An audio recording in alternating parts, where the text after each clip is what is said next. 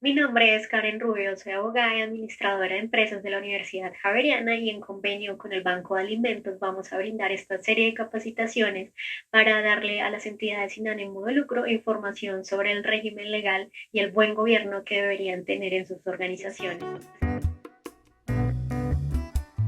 En este primer video, el objetivo de aprendizaje será entender la importancia económica y social de las entidades sin ánimo de lucro, el régimen jurídico que les es aplicable y los órganos de administración. Las organizaciones no gubernamentales, ONGs, o entidades sin ánimo de lucro, EXAL, en Colombia, representan en la primera economía del mundo, en Estados Unidos, el 8.5 del Producto Interno Bruto, siendo alrededor de 1 millón de ellas.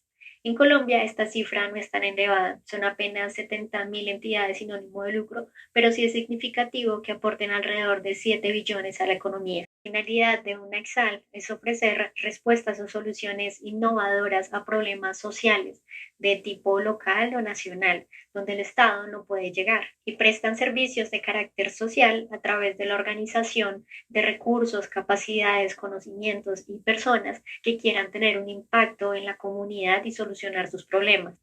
Las EXAL tienen la gran responsabilidad de llegar a espacios donde el Estado no llega y las empresas con ánimo de lucro tampoco lo hacen.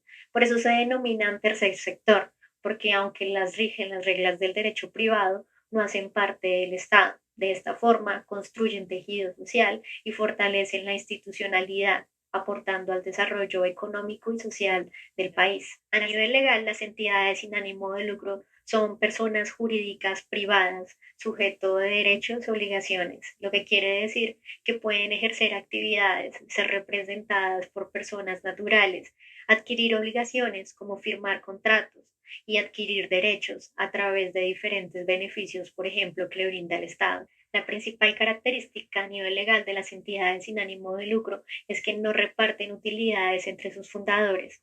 Tampoco reembolsan aportes a partir de su liquidación o disolución, sino que todos los dineros que ellas generen deberán ser reinvertidos en ella, con el fin de cumplir de mejor manera y a mayor escala sus propósitos de tipo social. Su naturaleza es altruista, ya que tienen un interés de tipo general, es decir, intentan apoyar o solucionar problemas de comunidades en específico, grupos, barrios o poblaciones vulnerables descritas específicamente. Estas actividades de interés público son definidas en el Estatuto Tributario como actividades meritorias y realmente pueden tomar diferentes aspectos. Por ejemplo, pueden referirse a la salud, a la educación, a la cultura, al apoyo o protección de personas en situación de vulnerabilidad, como desplazados, madres cabeza de familia, personas con dificultades físicas o cognitivas. También puede referirse a la promoción del deporte, de la recreación.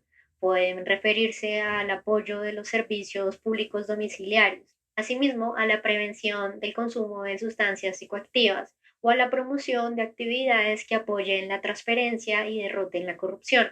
Aunque las Exal tengan un carácter de sin ánimo de lucro, no significa que ellas no puedan ejercer el comercio. De hecho, es perfectamente viable y aún necesario que ellas ejerzan actividades con las cuales puedan autosustentarse y hacer autosostenible su gestión.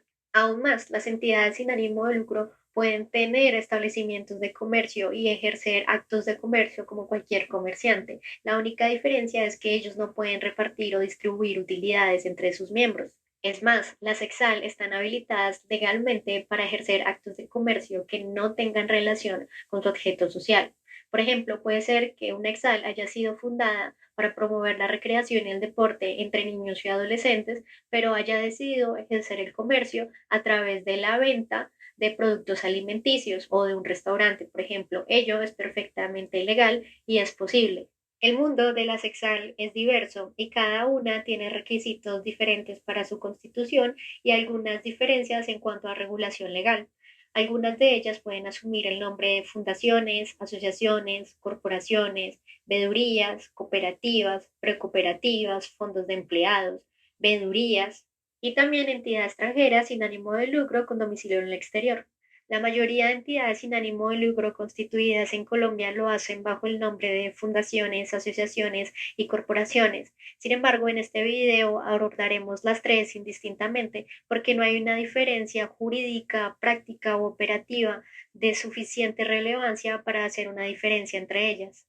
Ahora, para entrar a hablar sobre el tema de las normas aplicables a la SEXAL, es necesario que empecemos por decir que no existe un código específico o una normatividad específica que regule a las entidades sin ánimo de lucro en su integridad. Con el paso del tiempo, las entidades sin ánimo de lucro se han regulado es a través de normas inconexas, diversas y anacrónicas que han sido interpretadas en distintas épocas y por distintas personas de diferentes maneras, por lo que en general podemos decir que existe un desorden legal con respecto a estas entidades y no hay claridad jurídica con respecto a todas las normas que les aplican. La ausencia de una regulación y política específica para las entidades sin ánimo de lucro ha generado que muchas veces se utilicen las normas de derecho societario, es decir, las aplicables a empresas privadas, para resolver asuntos que son propios de las entidades sin ánimo de lucro y que muchas veces, por supuesto, no responden a sus especificaciones o necesidades particulares. Con ello en mente, ahora sí entraremos a abordar cada una de la normatividad que es aplicable a las entidades sin ánimo de lucro. La norma de mayor rango que se refiere a las entidades sin ánimo de lucro es la Constitución Política de Colombia de 1991,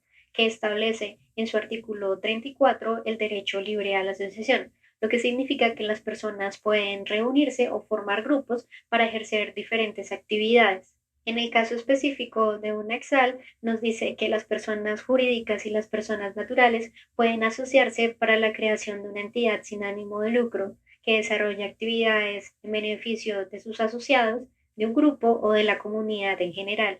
En desarrollo del derecho fundamental de asociación, el artículo 103 de la Constitución Política establece para el Gobierno Nacional la obligación de promover la creación y desarrollo de entidades sin ánimo de lucro. Posteriormente, el artículo 189 de la Constitución establece que la vigilancia y control de este tipo de entidades estará a cargo del presidente de la República, quien por lo general ha delegado esta función en diferentes autoridades de carácter público, como por ejemplo la DIAN, las gobernaciones y las alcaldías.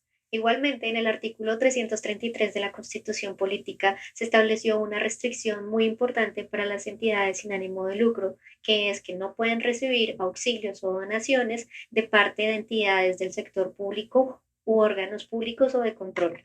Posteriormente, mediante el decreto 2150 de 1995, se establece la forma en que las entidades sin ánimo de lucro adquirirán la personalidad jurídica.